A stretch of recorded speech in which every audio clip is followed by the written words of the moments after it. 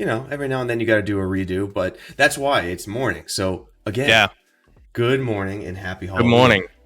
Happy Halloween. Oh man, I thought about our last talk, last week on how we were talking about there's so much news, trying to compress it all and figure out what we want to talk about. And I thought, what better way than to reconvene, host Yeah. Facebook Meta Connect, do one last digest. This is like the official come down because I'm kind of hoping that VR news slows down because it's impossible to keep up with lately. I don't need it to slow down. Yeah, keep it going. Full steam ahead. I'll take a break, man. I don't create that much content anymore, so it's kind of fun for me. Yeah. Yeah. I Every mean, now and I then. guess I feel exhausted. So maybe we could slow down a little bit. Last week was a roller coaster. And this conversation will likely be a roller coaster as well. For those listening, we're going to jump right into it. I am not covering every single topic. We are touching things that Mateo or I enjoyed and want to talk about from Facebook Connect. If you do want to catch these in smaller condensed versions, they will be on the channel Eric for President Clips. If you want to check that out, help support, and try to get that channel monetized this year. That'd be kind of cool. But Mateo, because you're the guest, I'm going to put pressure on you. You get the pick where we're starting. I kind of got thoughts that kind of can separate Facebook Connect into four bigger sections. You have the bigger pieces, like name changes, just the big things that are wide sweeping, hardware, software updates, and games. Where do you want to start? I say we start with my biggest grievance because it's probably going to be like the biggest thing I complain about. There's a lot of positive to take away from here, but I was just disappointed in the Facebook Connect event. So I would say my biggest grievance is I feel like, Oculus Connect has been hijacked. You go back 2 years, it was Oculus Connect. It was all about Oculus games, the stuff that really gets me excited. We know they wanted to drop the name, so it becomes Facebook Connect. Fine. Last year, though, was still a very Oculus-centric, experience. Now this year, it's just 100%. The future of Facebook. It was a Facebook event or now a Meta event. And while this was good for VR in general, and while I'm sure, stockholders and investors got super excited, it had very little of what I was looking for. And you could say, oh, wow, the metaverse is so exciting. But it's like, I've seen Ready Player One. I know the potential this type of hardware has. And we were being shown their pipe dream. Nothing to get excited about now. Maybe something to get excited about 5+ years down the road. That's my biggest grievance. So that's where I want to start. Okay, so you threw me for a loop there, man. In my head, I'm like, maybe we'll start with positives, but because let's get the negative out of the way. Because I'm a little sleepy, a little hungover here, and we're going right into the deep end. You said you're going to throw me on the spot, so I threw it right back. All right, so we're going to start with big pictures then. Okay, so we're going heavy right at the beginning. So let's split this up. Cut me off anytime if I'm going off track, but let's split it up something tangible wise for people listening. So let's start with the biggest picture. I'm assuming what you're going with, where now it's a Meta event. Facebook is changing their name to Meta. Some TLDRs on this for those listening that I think are good bullet points that they'll consider. Facebook, Instagram, other services are going to remain the same. The names are the same. So those services names aren't changing. The Quest and the Oculus brand will change. I think that'll be point 2. But let's talk about the name change of Facebook to Meta first. I thought something that was interesting where my mind went to on this to be a little more positive. Kids aren't using Facebook, so we've lost the kid audience completely. Boomers are only arguing on the Facebook platform. And everyone's always laughed at new name changes. We laughed at the iPod name when that first came out way back when I was 12, 13, something around there. What's your thoughts on the name change? And I'm going to play devil's advocate probably for most of this because we've already had this conversation. So obviously I think the name's going to stick. A year or so from now, it's just going to be common. No one's going to think about it. Facebook. If you kind of, break down that name, that's a stupid name too. Facebook. Come on. But it sticks. It's going to be catchy. It's going to stick. It's going to be a fine name. I feel like they definitely inserted themselves into the whole metaverse. You can't say metaverse without thinking Meta now and thinking Facebook, or at least, their company. Mm-hmm. So they kind of forcefully inserted themselves into the Meta universe there. And overall, I think like, like I said, 10 years down the road, you said the younger kids aren't using Facebook. Yeah, they won't even like remember the connection. So but in the grand scheme of things, it's a name change. Do I like it? It's all right. Exactly what you said. Whenever there's a new name proposed, you're like, I don't really like that. And then it just sticks. It just sticks. You and I talked about it before. I know you were less happy with it than I was. I'm indifferent. So personally speaking, no, I'm pretty indifferent. Like with the name itself, I'm indifferent. With a name's a name. I understand why they did it. It is a complete fresh SEO start for them on a lot of items. I mean, let's be honest. If the kids don't use Facebook, get them bought into Meta, and that is now the new SEO search terms. It's controlling the narrative. It's a reset. So basically, it's no different than we can jump right into where the Oculus brand is going to be gone in 2022. That was confirmed by CTO Andrew Bosworth on Twitter. Like I said, the apps themselves will still be Facebook, Instagram, and those services, but the Quest will eventually turn into the Meta Quest. I know, which I don't hate that name, by the way. The Meta Quest kind of sounds like a journey, but devil's advocate, I know you were real against Oculus branding go away. What's your train of thought? Well, you're not alone, by the way. You're not alone. I don't want to put you on a pedestal. I mean, I wouldn't say that I'm like completely against like the Oculus brand going away. I understand why Facebook is doing this. At the same time, though, there is a legacy there. There is a legacy for Oculus that was a brand that people liked. They, as much as Facebook, took control of it, obviously owned it. It still felt like its own kind of separate entity. And I think people appreciated that. And the more it got intertwined with Facebook, the more people got annoyed. So to kind of kibosh it completely, it feels like, the early adopters are a little like, all right, well, I guess our days are over. It's now the Meta Quest. But again, it's just, it's still just a name change. I want to go into that, though, because I agree with you. I see that a lot. Like, I've seen a good 50-50 split, and actually, surprisingly, a lot of people are okay with everything. But for those who feel the enthusiast crowd, who feel a little let down that it's not their product anymore, I want to ask, like, devil advocate, why? What has changed other than the name? What has changed? Nothing. People just get upset. I mean, whenever you're personally attached to something, and anyone has something negative to say about it or a change for it, a lot of people have this reaction. That's all it is. Nothing's changed. It's kind of just like, it's almost like the writing is more clearly on the wall now. Like, Oculus is gone, and some people didn't want to accept that, and now they're forced to. So that's probably the most upsetting part. Yeah, I get that completely. The Oculus brand to a lot of people is what started them in VR, their journey. Carmack and all of them got them into it, and I understand things changed, but why are they still in the Oculus? I'm going to use Oculus until it goes away. I'm going to use that term. Why are they so invested in the Oculus products? They're good. Let's just be honest. They're put aside what you feel about the parent company. The hardware themselves it's pretty good. It's a good package. It keeps getting better. That's why you're attached to it. The name change does hurt because all those initial thoughts go. And I know you and I had the little internal debate about the early adopters holding VR up. Yeah. And I hear that, but I'm not the biggest believer in we held anything up. Well, okay. So what we could say is it's not what it once was. Yes. You could definitely make the argument that it's much better now, and it's much more successful for sure. It's not the same hardware it once was. It was, PC centric in the beginning. Oculus, well, it wasn't Oculus Studios back then, but Facebook was funding AAA development or AAA-ish development for PC platform. And you can make the argument that the quality of games was much higher and much better. You have Resident Evil now to put up against it, but you can argue some of these earlier games were better. And some people miss that.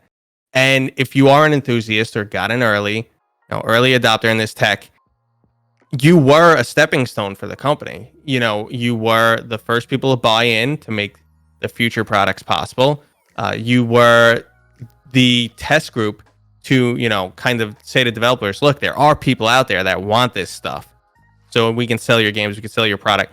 So you might feel as an early adopter, as you were just like a stepping point or a jumping off point, You were used to prove this technology, and now they've pivoted and gone in a different direction, and that's not the direction you started with or you want. And I feel that to a degree.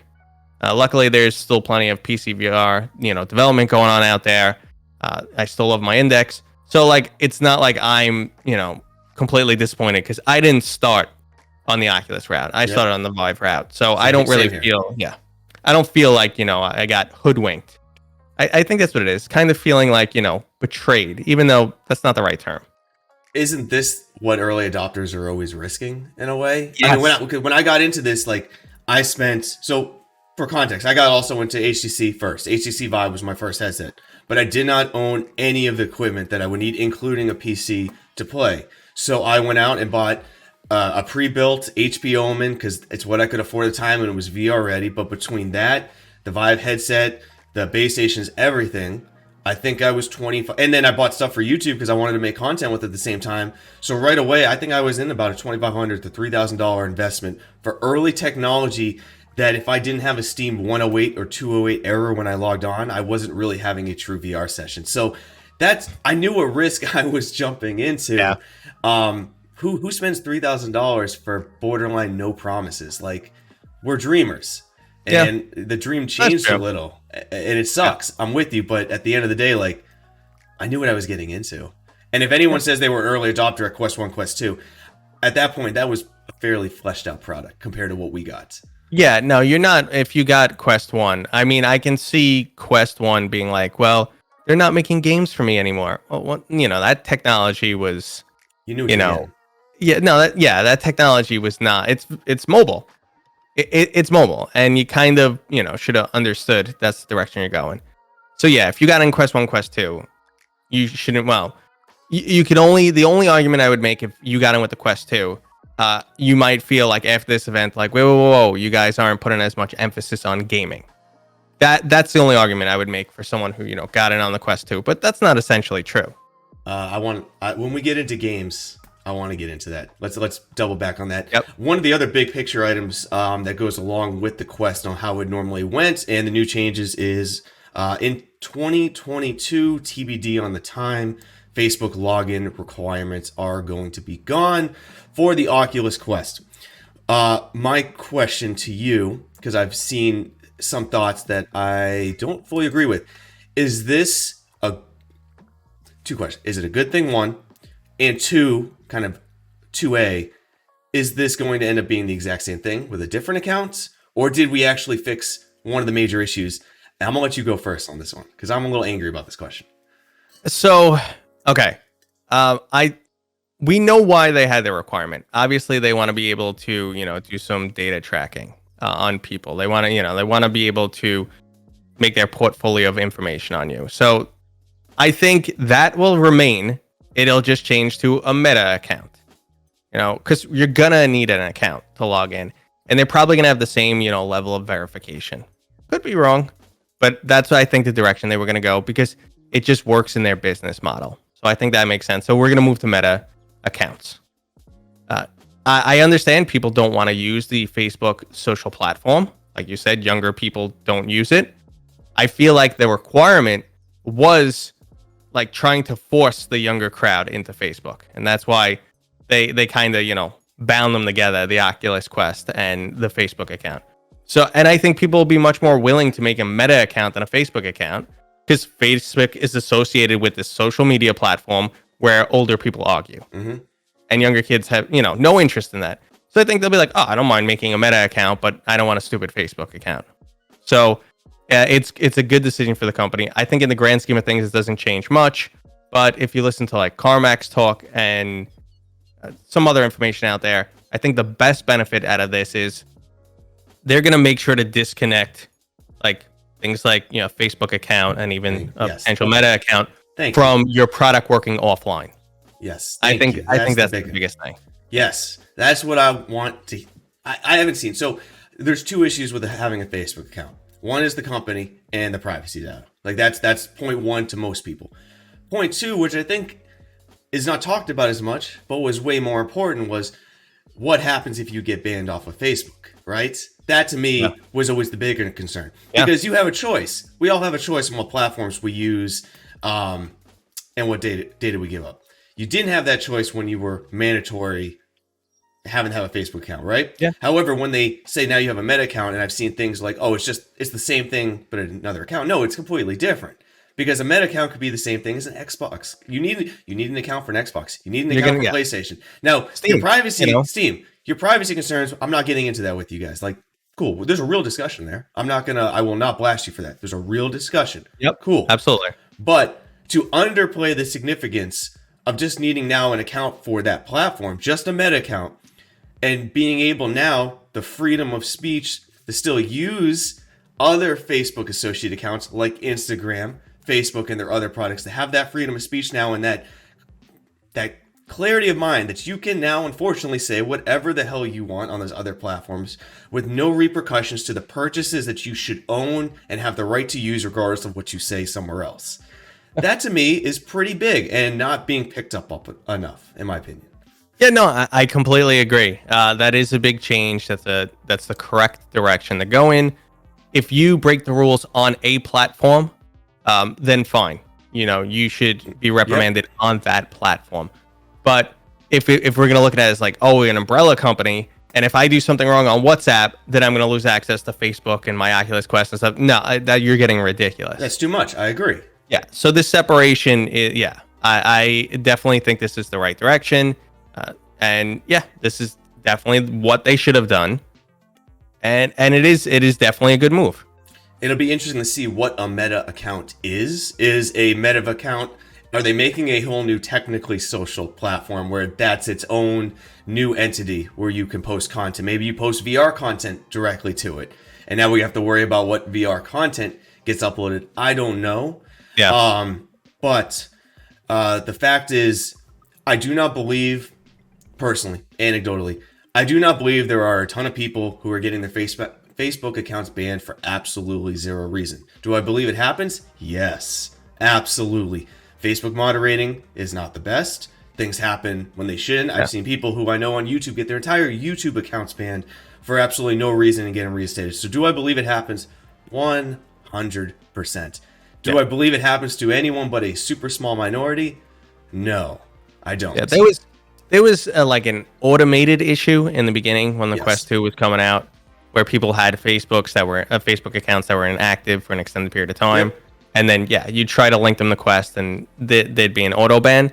So that, there was an issue, but it's not this ongoing, 25% of Oculus users are getting their accounts banned. It's, it's nothing like that. It's insignificant. Yep. But for those who did get it banned, whether unjustly or justly, although anyone who gets banned is never going to say the word justly, but you catch my drift, I am glad that 0% of those should happen again. Because at the end of the day, I do believe that, yes, we're buying software, which is not a real tangible good. Like, technically, I don't own my software. I get that. Yep. But every stop gate and every gap should be accounted for, that I own it to the max degree possible, like Steam does to a degree. And I'm happy to see this change. I have more confidence that a new user or someone who wants to buy a current Oculus product can buy it and not worry about getting banned in the future. And that is really good news, because you should not fear for your content based on continuously changing guidelines on a different platform that could happen at any moment. Absolutely. I'm down with it. I do want to move on from big topics, but before I do, because I didn't have any more personally, I thought, but big picture, were there any items that you had that I've missed here? No, I mean, I think, like I said, we started with my major grievance. Everything from here is, there was a lack of enthusiasm from the Facebook event, from me personally. But there are some good takeaways. So we can move on to cool stuff. I tweeted about it, but I do agree. I said Facebook Connect this year, it's boring as hell. It's boring as hell. But I think it was a needed type of presentation for the masses. Like, all hype when only 4 to 6 million people have a headset. Who are you hyping to? Like, sometimes you need to go a little broad to get more users. So we can get into that, but I want to go to games, because that's more fun. And I want to start with something that you complained about last time we were together: too many ports. Yeah. And now we have GTA Yeah. San Andreas coming to Oculus Quest 2. What's your thoughts on it? Well, yeah. So my complaint was I don't want this to be the norm. Like Quest is only capable of older IPs. You know, again, GTA San Andreas is almost 20 years old. It's like 17 like or PlayStation something. 2 level is where we're going right now. Yeah, and that's one of the comments you always see people like ragging on VR for. It's like, oh, the Quest is so stupid. I don't need to go back to PlayStation 2 graphics. And they literally are. I mean, Resident Evil, they upgraded the graphics. They did. They redid the texture. Impressive. It looked good for a Quest game. It looked good. Yeah. But I mean, they definitely made it look better than the original. Great. But I just, I want to be able to consume some, new material, a new IP, go into something and get intrigued. And rehashing old games that I played 20 years ago. Mind you, 20 years ago, I was, in my gaming prime. That 20 years ago, I'm 20. So between your teenage years and your mid 20s, is when you're gaming the hardest. So I've experienced these a lot. Again, that's a selfish viewpoint. That's me. These ports are really good for Quest. They're really good for the company. They're really good for sales. But it's just not what I am looking for. It'll also be interesting. I was thinking about this when they announced GTA 4. I made a mental assumption that the average age of an Oculus Quest user was younger. How young? I don't know, but I was thinking somewhere in the 18 to 26 range maybe. But looking at the games that are being ported, if I had to make an assumption that Oculus and Facebook were making games that appealed to the majority of their user base, maybe I'm wrong. I have no info, so I'm speculating here. But it seems like maybe the average age of an Oculus Quest user is a little older than I assume, because I would say mid-20s or early 20s to mid-30s is when the height of GTA San Andreas, where those users are at now, is somewhere mid-20s, early 30s, which was interesting. So I'm wondering if the average age of an Oculus user right now is older than I expected, because I don't know, GTA 4 is, like you said, is an older game, and the people who were playing that specifically at the time are mid-20s, early 30s right now. Does that surprise you at all? I don't know. I think they're covering, like, because there are definitely younger people on the platform. Oh, yeah. There are definitely younger people on the platform, and I think there's the early adopters are older, 30s-ish, looking for, to get into the new level of gaming. So I think this actually appeals to both of those groups. You have the nostalgia and the people who are younger and never experienced it. Mm-hmm. And I think, I think a little bit in that middle there, those people don't exist. You have a little bit older and a little bit younger, and it appeals to both. And I think that's probably why they're going this route.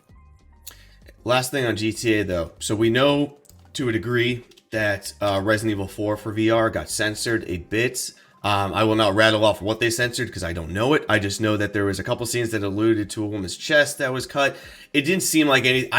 I played Resident Evil 4 VR and the original, and I was having so much fun. I didn't notice anything was cut, but I wasn't really paying attention to the cutscenes that much. I don't like cutscenes in VR.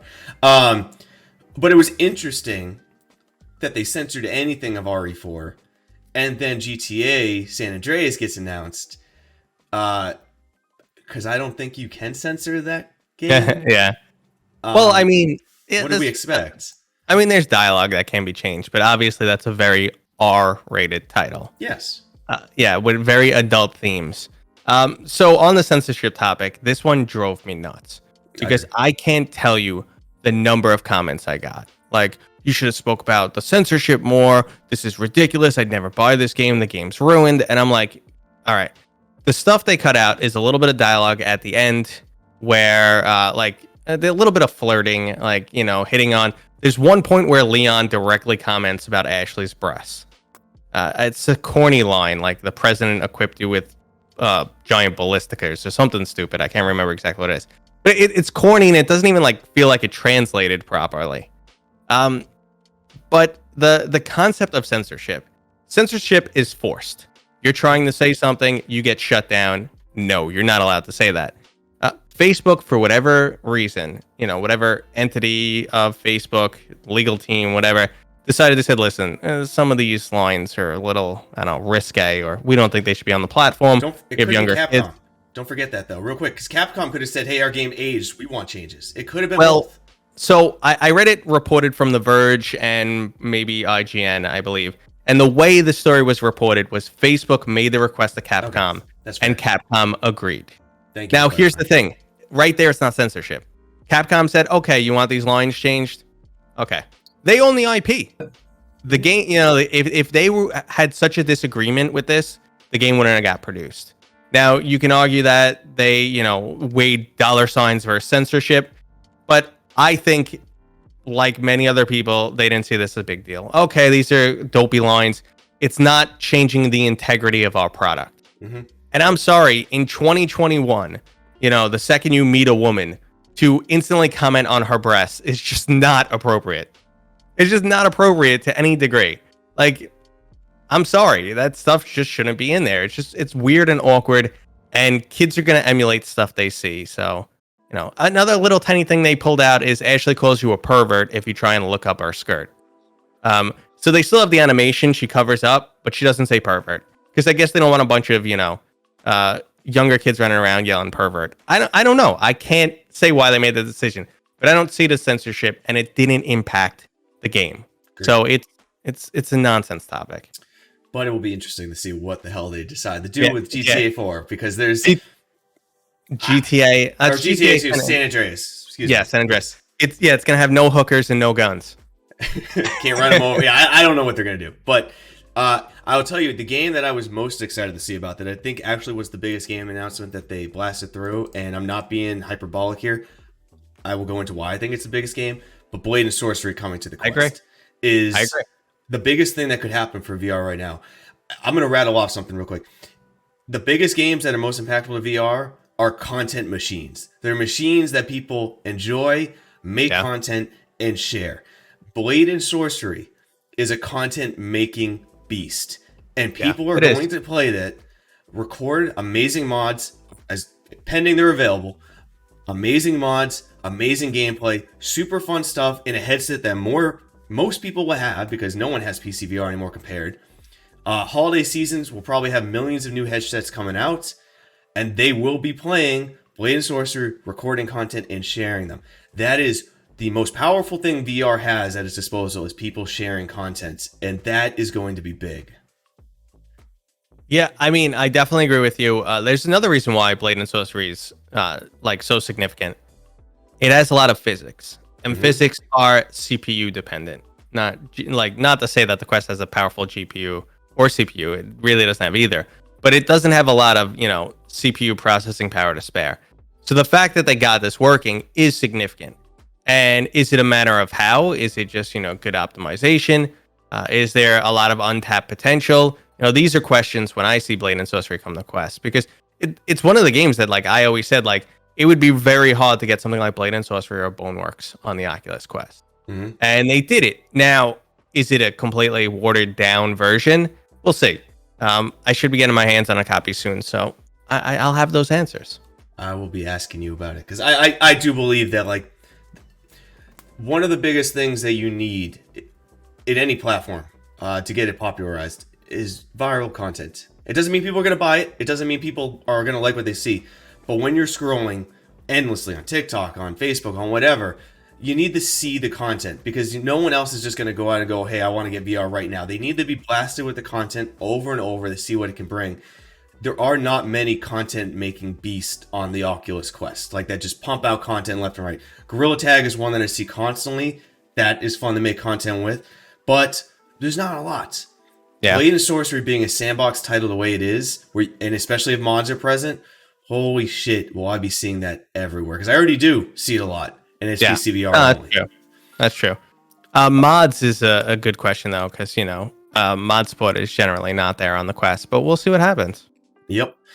Two other small gaming announcements that I thought were pretty big. One being Vertigo Games. I haven't seen many people talk about this. So Vertigo Games was funded for 5 VR titles. The first one being After the Fall, which is releasing, I believe, this December.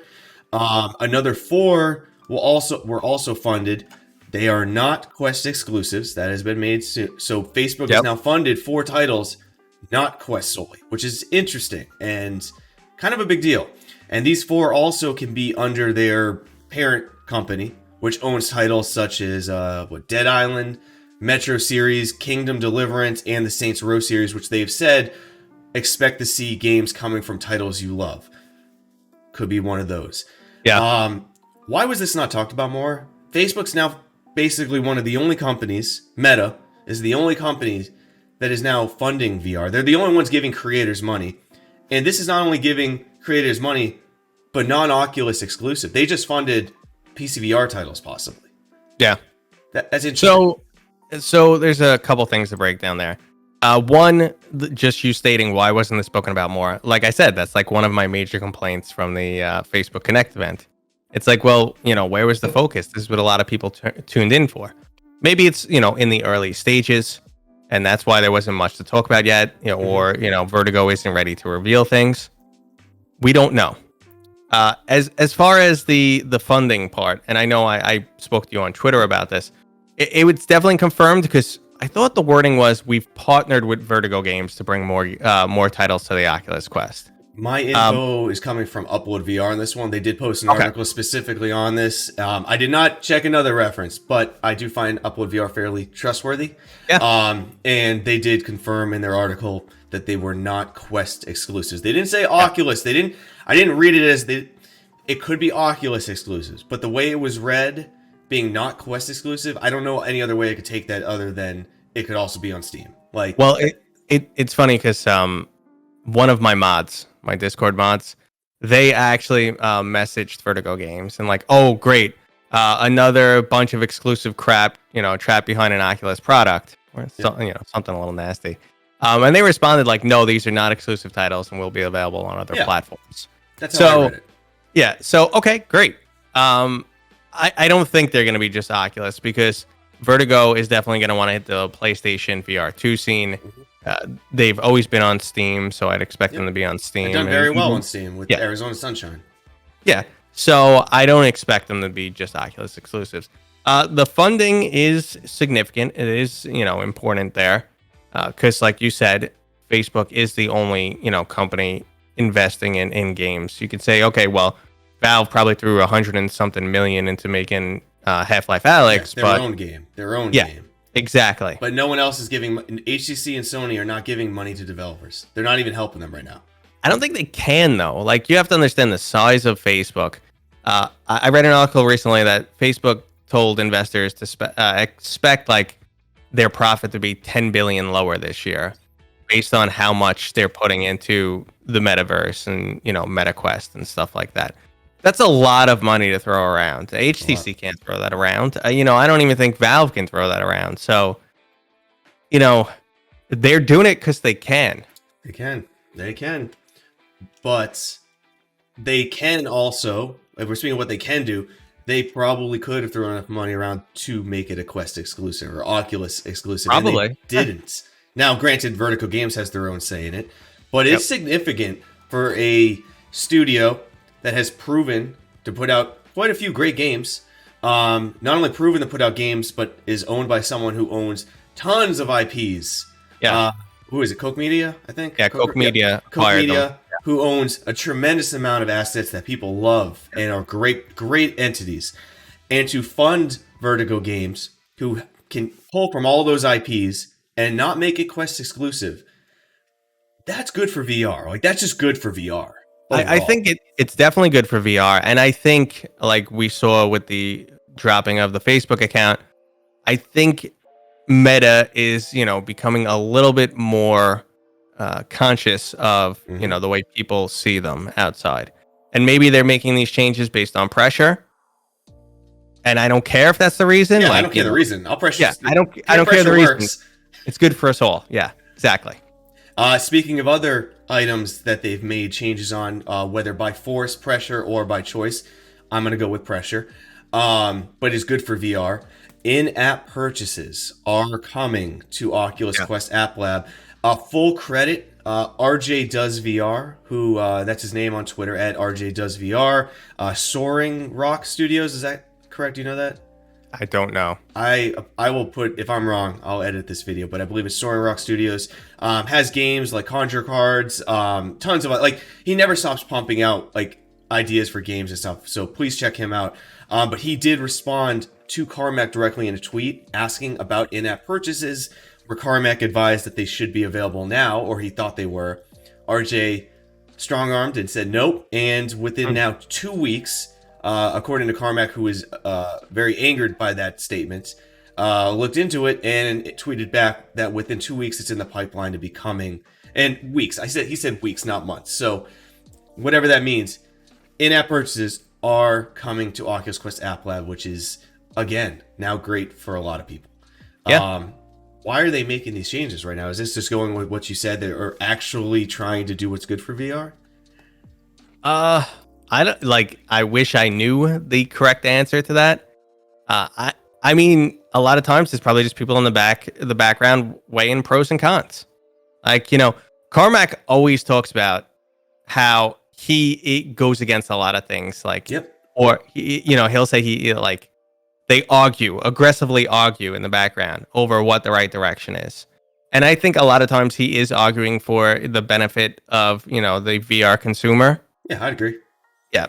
And I can't say why certain decisions are made or aren't made.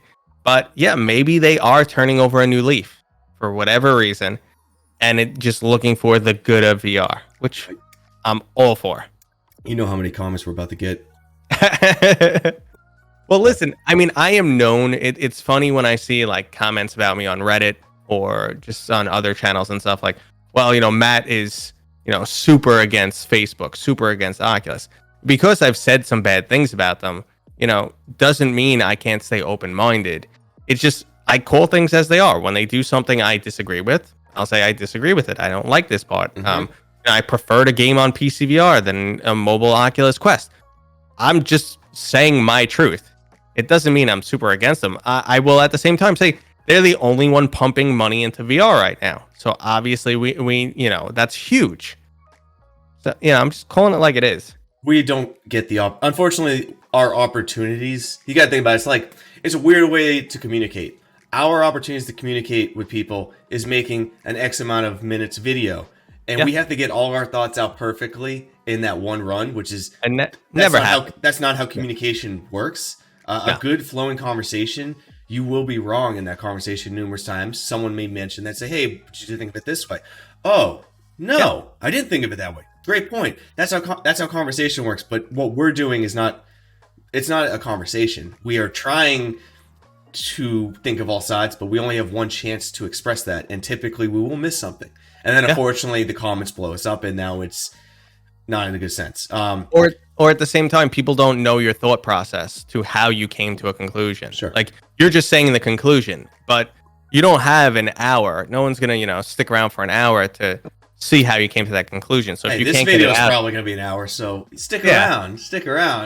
But if you can't get it out in 60 seconds, people are either moving on or whatever, forming their own opinion. It's exactly what you said. It's not an easy platform. Yep. I wish this decision, going back to the in-app purchases, came sooner. There are some entities that would be multi-million-dollar studios right now. Gorilla Tag, I'm looking at. Gorilla Tag has hundreds of thousands of users at one point daily. New users. Hundreds of thousands of new users daily that up until now, and still not now until this gets enacted, had very little ways to monetize. Actually, they had some ways to monetize off platform, but had zero ways to monetize on the Quest platform. The amount of money that they could have raised. Now, think what you want about Gorilla Tag, anyone who hasn't played it, right? But think of what it was, and I think it's one guy, or one entity, one person. Yeah, I think it's one person, yeah. But I remember reading that people were mad about the moderating abilities of Gorilla Tag, and he literally responded, "It's just me, guys. He bans thousands of people a day, but it's literally just him." That's painful. And it's a free game, so just think about how much time and effort he's putting in. And if he had the ability to have monetized that previously and raised millions of dollars, I don't know what the dollar amount would be, but I honestly, hundreds of thousands of users a day, new users, he could have been raising some serious cash. And then that one developer who made something that people loved, regardless of if it's for you or not, then probably would have made something else for VR and something else, and has no ability to do that yet. You can argue though he wouldn't have had, hundreds of thousands of new users if it wasn't free. Yeah, but he's providing a service that got that far. That should be rewarded. I agree. That should be rewarded. It should. I agree. Be rewarded. And that's like a perfect scenario for like in-app ads, which is it? Whoa. That's another very dangerous topic there. But I mean, if it just had in-app ads, it probably as many people would have picked it up because it's still free. And we're so used to ignoring ads right now. We probably wouldn't mind as much. I don't know. Anytime something changes, people flip out, like we spoke about earlier. But if they're like non-intrusive in-app ads, and and all these hundreds of thousands of people are coming in, he's generating dough. I think it's a decent candidate, but I don't know. I will be very excited. There's no metrics we'll ever be able to see, but let's say in a couple weeks, in-app purchases go live on Oculus Quest for the Apple App apps. I'd be interested to see how he does. If there's any metrics that he ever shares as a celebratory kind of messaging. I don't know if he legally can share that stuff, but I wish developers who have apps on App Lab, once that ability comes live, I wish you the best, and I hope you make some money for your work. Now, just staying on, I agree he does deserve something for this. Absolutely. At the same time, let's say, okay, in-app labs pop up, in-app purchases come up. What are you going to purchase in Gorilla Tag? Are people going to suddenly start, spending money on avatar changes? I don't know. I mean, again, I don't have metrics to look at. And I know DLC is huge for games. Huge. But with my mindset, it's like, no, it's a free game. I got it because it's free. I don't want to spend any money. But again, I'm probably not the norm. So maybe if he had like avatar purchases, he'd make a boatload of money. Custom avatar purchases, I think I purchase dumb shit, dude. I purchase really dumb shit. Like if I like something and just want to have something change, I will buy some dumb cosmetic shit because I just like the game. I'd support, like, let's put it this way, Everslot, right? You love that game. I'm gonna pick a game that I know I got you by the balls with emotional content on. Like, I love that game. If he decided to put like different types of guns that you could pay for skin, like I'd probably buy one. It's meaningless. I play the game, like if there's no changes other than how they look, I might buy one if it looked cool and it just made me feel like more of a badass. I'd buy it. I probably wouldn't. But that's me. I know. I mean, I was just thinking because my brain went to Legendary Tales. And like one thing that like I love Legendary Tales, like 30 hours into it, trying to beat the boss, but can't do it. But I keep wishing the game had cosmetics, and I'm like, crap, I might pay for cosmetic changes, in that game. I might actually do that, and that's a paid game, and that's an expensive game. That's a $40 title, I believe. Yeah. So yeah. Damn I'll pay for shit. I'll pay for shit. If I'm emotionally invested, I'm really enjoying myself. I'm spending tons of time in there. There's where the reality part comes in the virtual world. I'm having fun virtually in this title. I'm emotionally connected. And just like in real life, or maybe I'll buy a new shirt every now and then because I want to change my appearance and I like that, how it makes me feel. I want to buy a new in-game skin because it changes my appearance. I like the change a little, and I feel like invigorated in that game. It's just the emotional connection is real, and I will pay for shit in the game. Yeah, no, we definitely have a connection to our games these days. Absolutely, it's much deeper. It's definitely deeper. And then when you bring it to an environment like VR chat or the metaverse, it becomes even more real. I'm staying out of the metaverse conversation today. I just don't want to touch it. It's so.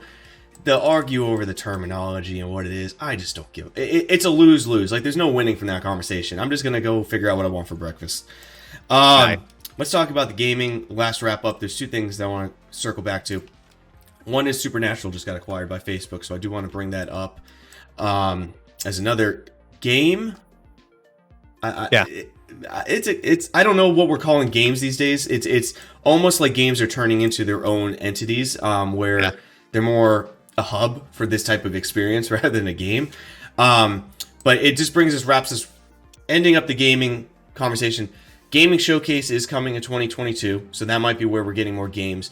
But the discussion on the Oculus Quest platform being a gaming platform first versus what we saw from Facebook Connect, that kind of brought us back to that beginning conversation I said we'd go back to later. Between Supernatural getting purchased, a gaming showcase coming in 2022, which might show us more of their gaming ideas, is the future of Meta going to be gaming as the main pillar, the tentpole, or is it going to be something else? And we'll leave that tentpole to Sony, maybe Microsoft, Nintendo.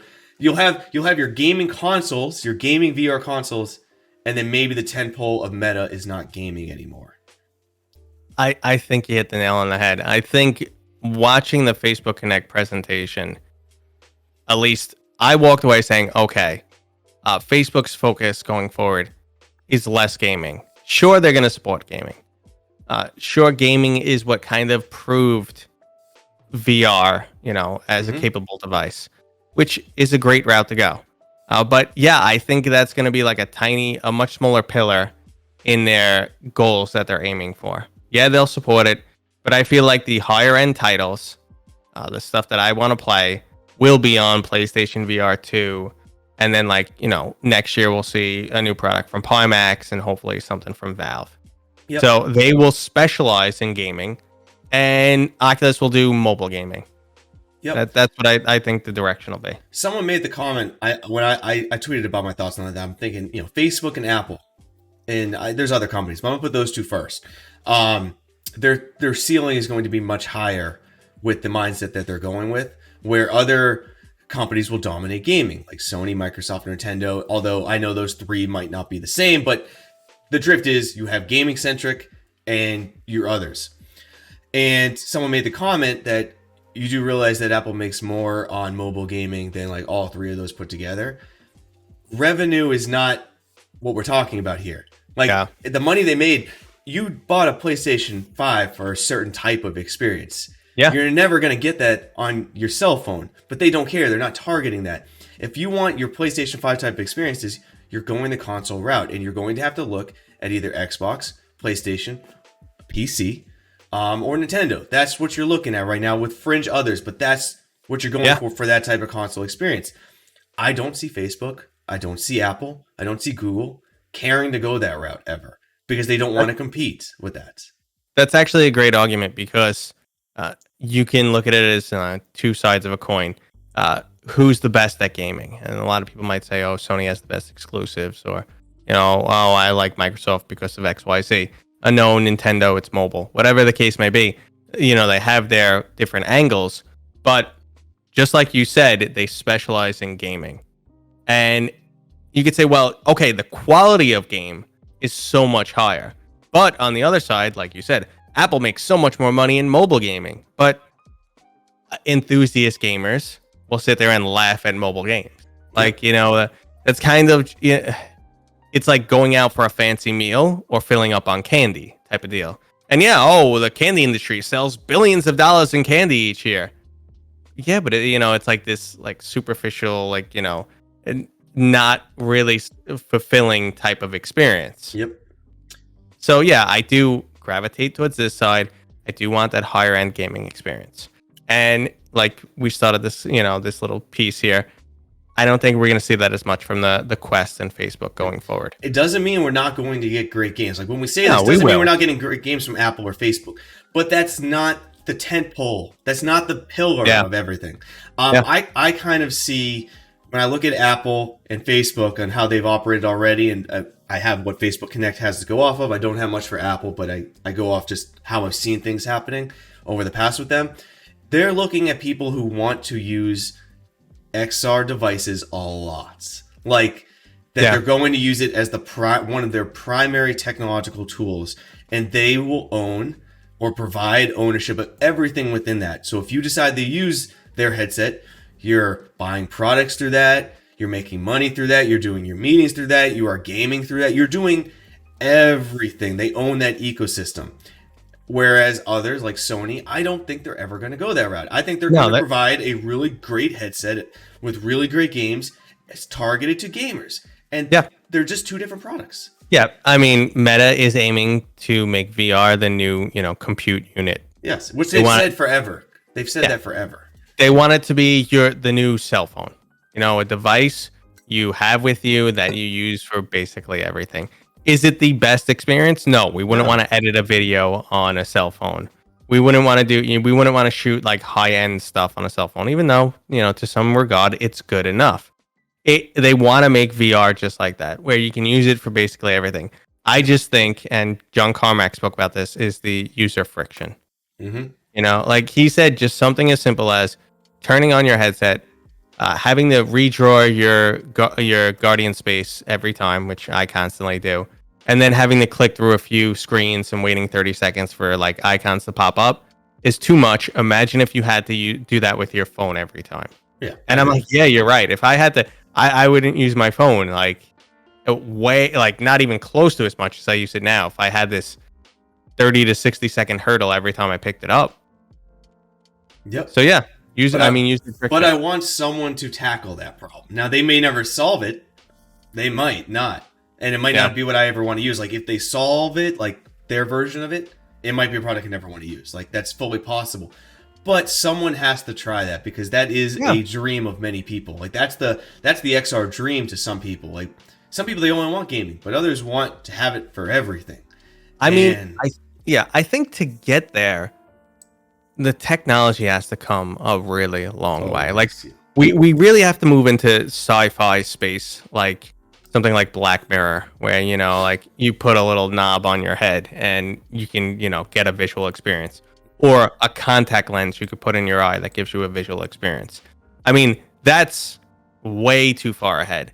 But for us to make this realistic and to get rid of the user friction, you do need something as simple and lightweight as like a pair of glasses, and that you could just slide on. But at the same time, they have so many things to tackle. Like, how do you get a computing unit in something as small as glasses? 5 millimeters. And as you know, we need something decently powerful. And then the next question is, well, how do you power that device? Like we know the size of the battery we're using for the Quest right now. Mm-hmm.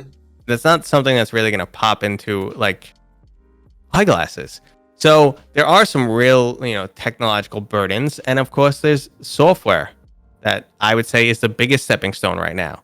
Like they really need to streamline software to optimize and make the experience as best as possible, and then move on to hardware, which is Carmack's direction. So, which we can get into, and we've been speaking for a while. Like we can't spend that much time on hardware because let's be honest, there wasn't any new hardware announced. So I don't want to speculate bullshit forever on this. But we have Project Cambria that they've alluded to, which is basically the leaks that happened 2 days before Facebook Connect. That is likely what Project Cambria will look like and act like. That will launch sometime in 2022. It will feature eye tracking, face tracking, high resolution color pass through, and these multi-element pancake lenses. I love that they actually use the term pancake. I mean, we know what they were, but they actually said it, which made me happy. And it's going to be on the higher end of the price spectrum. And they did allude that the product cycle is going to increase, meaning the time between, like the Quest 1 and Quest 2 was very short. That was an anomaly. That was just that the degree of which they were already working on moved faster, but the product cycle is going to be elongated now. They'll have higher priced things come to the market where they can test, fine tune, so eventually they can bring down the price of everything else. But it's similar to what Tesla's doing with making the Model Plaid now so expensive because they are coming out with another model that they're shooting for a low price point. So they're leveraging an insanely costly car to bring the $24,000 Model 3s eventually to the market, or whatever they're going to call it. But I don't know. There's not much to talk about here. Yeah, what's in the box? What was in the box? Well, that was probably Cambria. I mean, it was so frustrating though, because I said during the live stream, I'm like, they're not going to open that box. They're not going to. But it probably, whatever it was. But I mean, you have me thinking about Facebook Connect event now and how it was very cringy at moments. But I don't know if you want to get into that. But from the hardware standpoint, you nailed it. That's exactly what Cambria is. They're going to basically test some higher end features and see if they're used and user adoption rate, and then decide if they'll put them, scale them down and put them into their next headset. As far as the the cycle for new headsets, I'm expecting something like 4 years. Yeah. It's mobile hardware. It's not, the consoles stretch it to the limit these days, and they're like borderline like 10 years. And that I've been impressed that they're able to stretch that long, but they show their age. And with mobile hardware, I mean, I know people will get a new cell phone every single year. So with mobile hardware, it's not the same.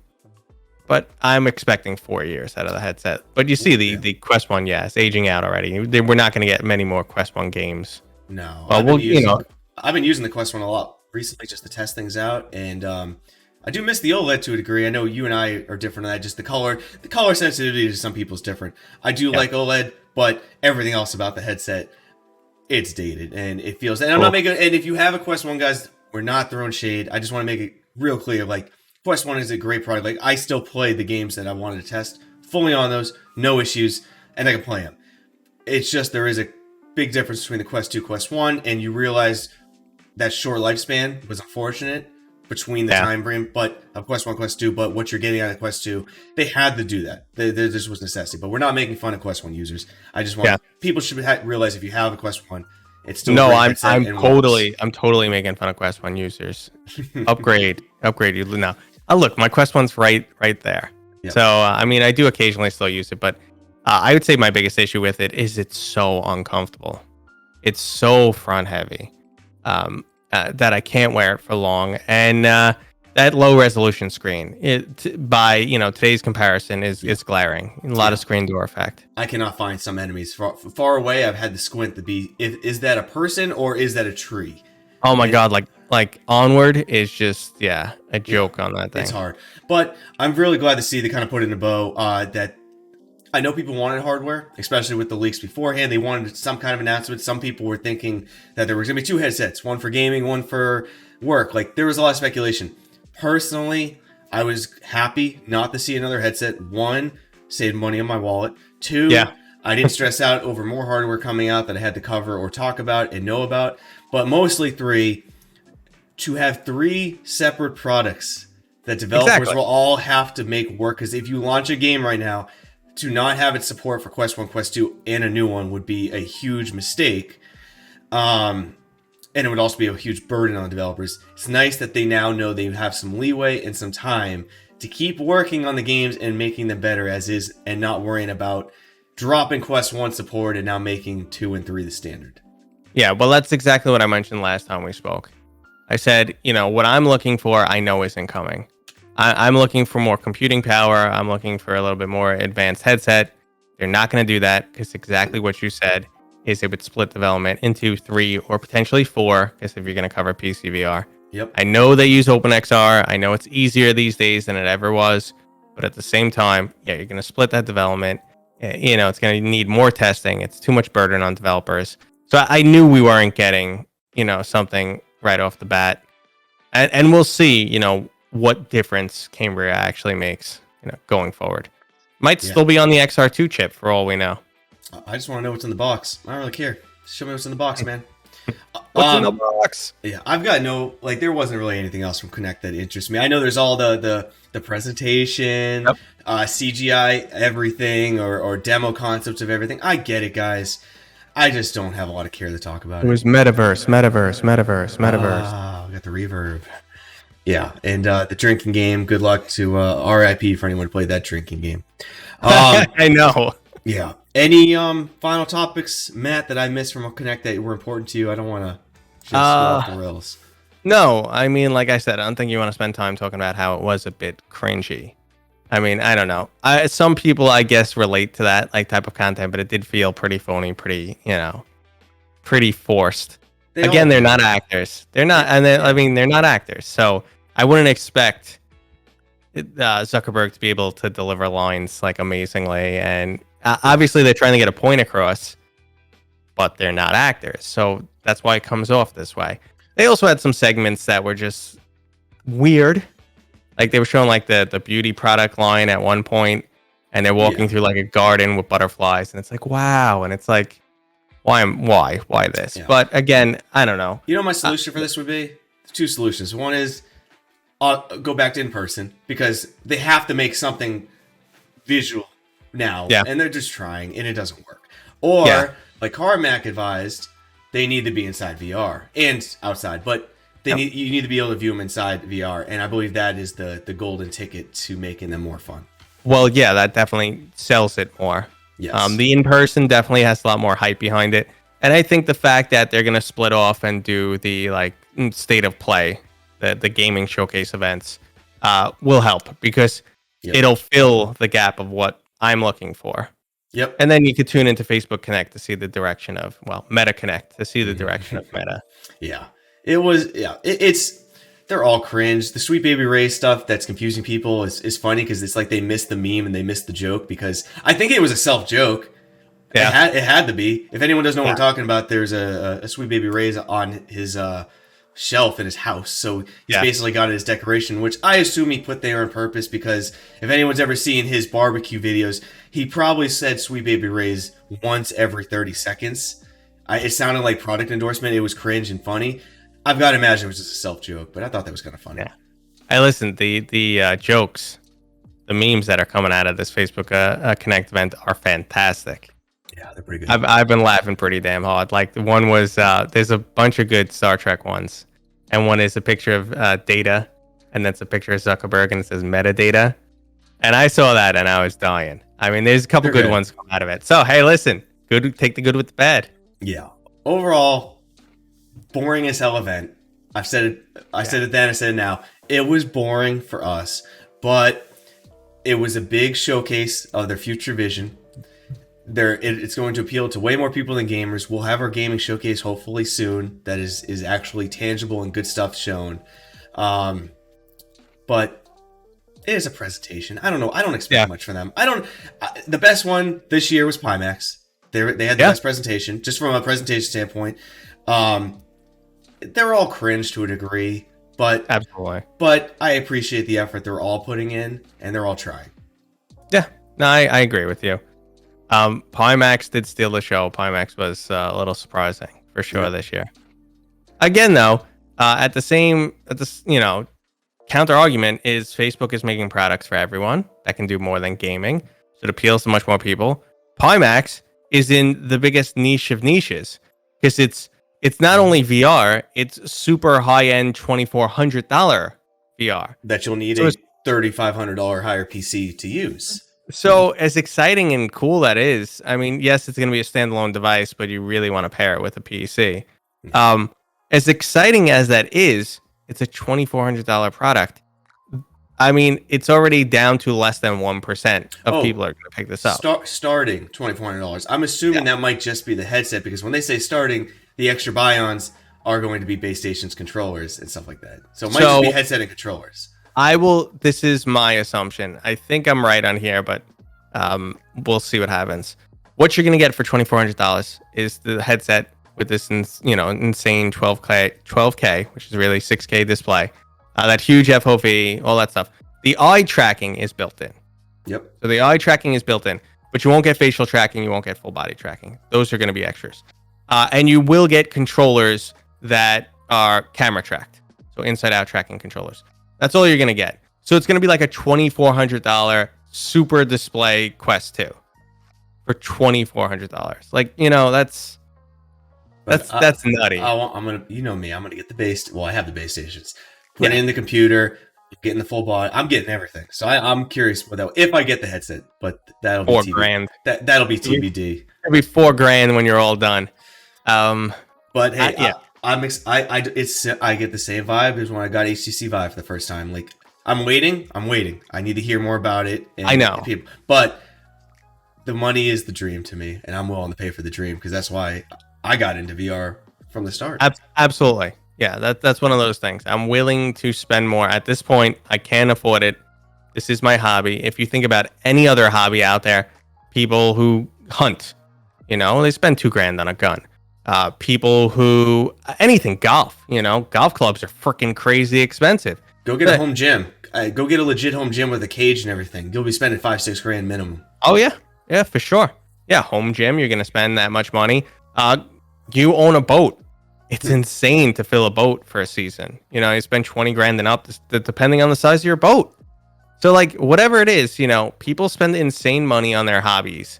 And when you look at it, $2,400 for something that I might use 2 hours a day every single day really isn't bad. Really not bad of an investment. Yeah, it's worth it to me fully. Dude, that's all I got for today. I would say this. I don't think November and December are going to be that busy. Well, it's going to be busy for headset sales, and I'm sure little tiny announcements. Like, we're going to get a trickle of announcements leading up to Christmas to build that hype, especially for Facebook. But every manufacturer's announced products now. Yeah. The major titles, I think we all know what's coming unless there's a surprise. It might get quiet a little bit after this. Yeah, I mean, we have a few games coming. January always gets dead. Yep. Like, January is always disappointing. But we have some, we have After the Fall coming. We have the new Warhammer, Age of Sigmar coming. Green Hell, I'm pretty sure, is pushed back to 2022. But, we have a few titles sneaking in before the end. I'm sure there'll be, maybe a surprise or two somewhere. Yep. But, yeah, no, it's going to slow down, unfortunately. Yeah, so by the time this video goes live, it's November 1st. This might be no VR news November. We'll see. Yeah, no VR news November. Oh, that would stink. I don't like that. Take that back. Everyone just blew their load in October. So. Well, I mean, I don't think it's going to happen, but maybe Valve can step in at some point. Now that they've digested what everyone else has to offer, they can step in at some point. Yeah. Any you want to plug yourself? Let everyone know where to find you. Sure. Yeah, I am Mateo311. You can find me on youtube.com/gaming with Mateo311. I got one of those old school links. And that's it. I talk about the VR news. I if there's like a big new game release, I'll be talking about that.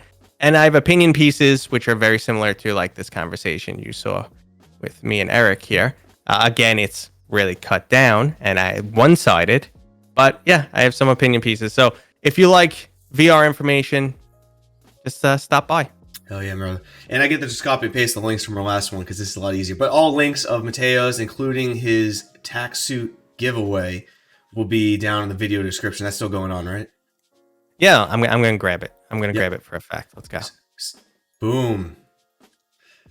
So yes, all his links will be down in the video description. If you do want to catch this in better, smaller format, there's the tax suit giveaway. But go to Eric for President Clips channel. I'll be posting clips from this talk starting Monday, November 1st. So if you want to see these, we'll have them there. But there's Mateo. I just wanted to show off my tracking camera. That's all that was about. Yeah, that was actually pretty dope. Not gonna lie. I just wanted to walk around the room. I just put it in.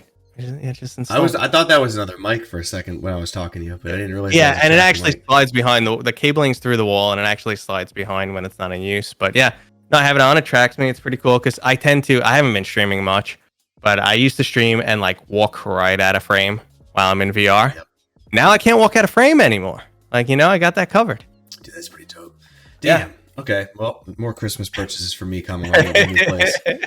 But that's going to be it for today, guys. Appreciate you sticking around. Let us know your thoughts down in the comments, and we'll see you next time, Space Cowboys.